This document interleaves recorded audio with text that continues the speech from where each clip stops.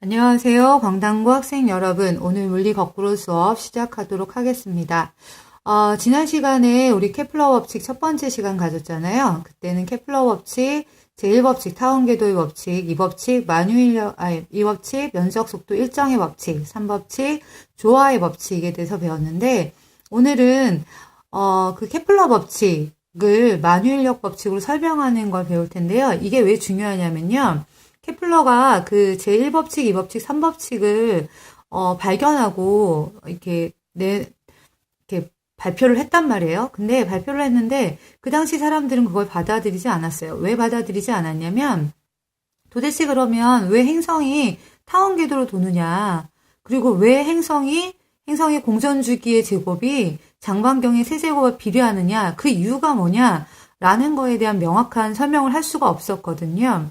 그런데 후에 그 케플러 법칙으로 뉴턴이 만유인력 법칙을 발견하면서 행성이 그렇게 케플러 법칙에 맞게 이렇게 도는 이유가 행성과 태양 사이, 그러니까 그 질량을 가지는 두 물체 사이가 가지고 있는 만유인력이라고 하는 힘 때문이다라는 게 나중에 설명이 되거든요. 그래서 교과서에서는 만유인력 법칙으로 케플러 법칙 설명하는 게 나와 있는데 사실은 역사상으로는 케플러 법칙으로 만유인력 법칙이 사실은 발견이 된 건데 이게 의의가 있어서 만유인력 법칙이 케플러 법칙 설명을 할 수 있는 게 의의가 있어서 교과서에 그렇게 잡고 있으니까 그렇게 배워보도록 하겠습니다. 결국 이 만유인력 법칙이 발견되면서 케플러 법칙의 이유, 왜 그렇게 행성들이 도는지 그 이유를 이제 알게 된 거거든요. 그래서 자세히 보도록 하겠습니다. 우선 만유인력 법칙으로 케플러 법칙 설명하기 위해서는 여러분들이 뭘 먼저 알아야 되냐면요. 구심력을 먼저 알아야 됩니다. 그래서 구심력이 어떤 힘이냐면 여기 그림에 보듯이 볼펜대에다가 실을 이렇게 연결하고 여기 지우개를 끝에 묶었어요. 묶고 밑에 줄을 매달고 얘를 이렇게 볼펜대를 잠깐 이렇게 동글동글 돌립니다. 그럼 지우개가 이렇게 돌거든요. 이제 지금 반시계 방향으로 돈다고 해볼게요. 근데 만약에 여기 있는 줄을 없애버리면 지우개가 돌다가 나중에 어떻게 돼요? 원운동하지 못하고 휙 날아가겠죠? 근데 지우개가 계속 원운동하며 돌 수 있는 이유는 뭐냐면 여기가 추가 계속 추의 중력으로 추중력이라고 쓸게요. 추의 중력으로 지구가 얘를 추를 잡아당기는 이 힘이 이렇게 전달돼서 이쪽 지우개를 이렇게 실을 통해서 지우개가 이렇게 잡아당기게 되는 거거든요. 지우개가 실이 지우개를 이렇게 잡아당기는 이 힘이 없다면 이 힘은 결국 요 힘이잖아요. 얘가 멈춰 있으니까 중력하고 이 장력이 같고 이 장력은 여기 장력이랑 같으니까 이 장력이 없다면 지우개는 원운동을 할 수 없습니다. 그래서 이때 실이 여기 있을 때 지우개 있을 때 실이 잡아당기는 방향 요 방향. 지우개가 만약에 여기 있다면 이때 실이 잡아당기는 방향 요 방향. 지우개가 여기 있다면 이때 실이 잡아당기는 방향 요 방향. 지우개가 여기 있을 때 실이 잡아당기는 방향 요 방향이 되잖아요.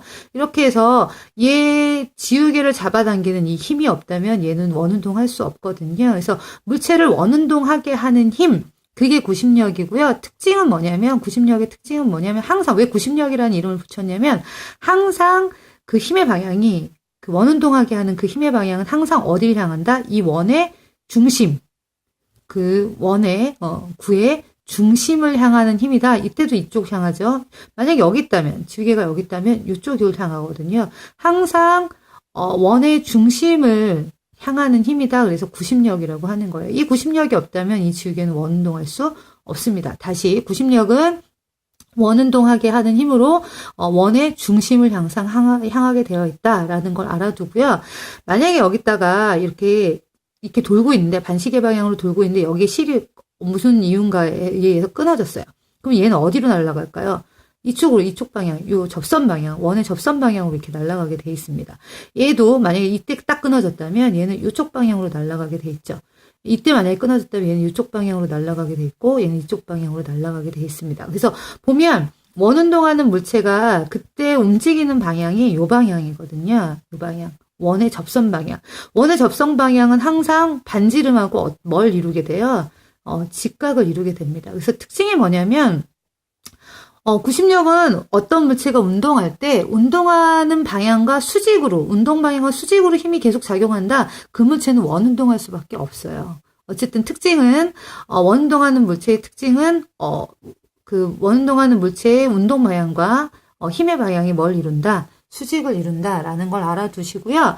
이때 이 힘의 크기가 어떻게 될까요? 구심력. 이 힘의 크기는, 뉴턴의 운동 제2법칙에서 A가 되는데, 얘가 지금 얘의 질량이 M이라고 하고, 이때 가속도가 A라고 하는데, 이 가속도를 실제로 여러분들이 실험을 하면 알 수 있는데요. 어떨수록 구심력이 커지냐면, 우선은 뭐 질량이 크면 많이 잡아당겨야 되겠죠. 근데 얘를, 빨리 돌리면, 이게 움직이는 속도가 V라고 한다면, V를 같은 반지름으로 V를 세게 돌리면 세게 돌릴수록 여기서 더 무거운 추가 매달려야지 얘를 더 빨리 돌릴 수 있어요. 그래서, 구심력은 이 매달려 있는 물체의 질량에도 비례하고, 그래야 질량이 커지면 커지는 걸 돌리려면 더 세게 잡아당겨야지 못 날아가게 이렇게 원운동 할 수 있겠잖아요. 구심력은 질량에 비례하고, 구심력은 얘를 빨리 돌리면 빨리 돌릴수록 얘가 날아가려고 할 거 아니에요. 바깥쪽으로. 그거를 잡아당겨야 되기 때문에, 속도랑 비례하는데 속도의 제곱에 비례합니다. 그 다음에 이 반지름이 구심력이 커지면, 즉, 추를 더 무거운 거, 이렇게, 여기서 만약에 힘을 더 잡아당겼잖아요. 그러면 반지름이 어떻게 돼요? 줄어들어요. 그래서 구심력이 커지면 원운동하는 물체의 반지름은 작아지고요. 구심력이 작아지면 원운동하는 물체의 반지름은 커집니다. 그래서 구심력은 이 원운동하는 물체의 반지름과 반비례 관계가 있어요. 이거 실험을 통해서 교수 수업 시간에 알아볼 텐데, 그래서 구심력은 비례한다. 뭐랑? R분의 이거 세 개를 다 해서 MV 제곱에 비례한다. 이거를 비례를 는으로 고치면 비례상수가 1이고요. R분의 MV 제곱이 됩니다. 이거 꼭 알아둡니다. 이거는 위에 있는 거 MA라고 한다면 중요한 건 M 지워지고 결국 MA라고 한다면 A가 이 등속 원운동하는 물체의 가속도는 R분의 V제곱이 되는 거죠. 물투에서 자세히 배우긴 하겠지만 좀 알아두시고요. 그러면 이제 만유인력 법칙으로 케플러 법칙 설명하는 걸 배울 텐데요. 만유인력 법칙은 누가 알아냈냐면 누가 알아냈나요? 그 유명한 뉴턴이 알아냈습니다. 뉴턴이 뭘 알아냈냐면 질량을 가지고 있는 물체 사이에는 힘이 작용한다라는 걸 알아냈어요. 그래서 어느 정도의 그 힘이 모든 질량을 가지고 있는 물체는 만물은 가지고 있다. 뭘 가지고 있다? 인력을 가지고 있다. 끌어당기는 힘을 가지고 있다. 그 만물은 뭐냐면요. 질량을 가진 모든 물체는 끌어당기는 힘을 가지고 있다라는 게 만유인력 법칙이고요. 이 만유인력 법칙의 그 만유인력의 힘은 뭐에 비례하냐면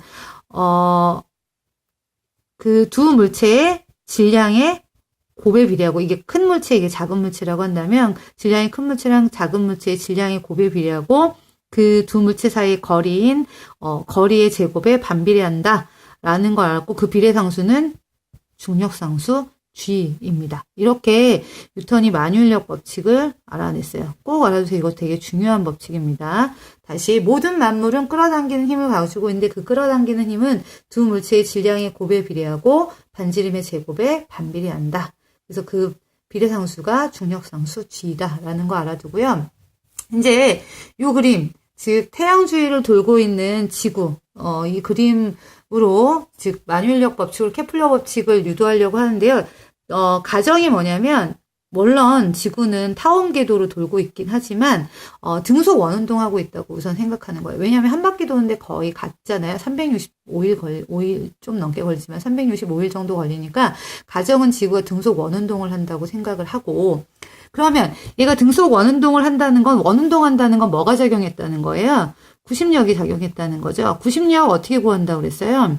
R분의 MV 제곱으로 구한다고 그랬잖아요. 이때 지구가 돌고 있는 속도가 속력이 V, 그 다음에 지구의 질량이 스몰 m, 태양의 질량이 라지 m, 두 지구랑 태양 사이의 거리가 R이라고 보는 거예요. 그때 이 작용하는 구심력은 R분의 MV 제곱이 되잖아요. 근데 이 구심력이 이 구심력이 뭐 때문에 이 구심력이 작용하냐면 얘랑 얘 사이에 뭐가 만유인력이 얘를 원운동하게 하는 힘이라는 거죠. 그래서 이 원운동하는 이유는 뭐냐면 만유인력 때문이다. 만유인력은 또 어떻게 구한다고 그랬어요? G R제곱분의 라지 M 스몰 m이라고 구한다고 그랬잖아요. 근데 이 만유인력이 지구가 원운동하게 하는 구심력이다. 그렇다는 거니까 이거 두 개가 어따? 같다라고 보면 되죠. 같으면 이거를 R 지워지고요. 그 다음에 M 지워지고요. 그럼 뭐만 남나요? 여기서 이제 드디어 유도할게요. V제곱은 R분의 GM이 되잖아요. 근데 여기서 중요한 거.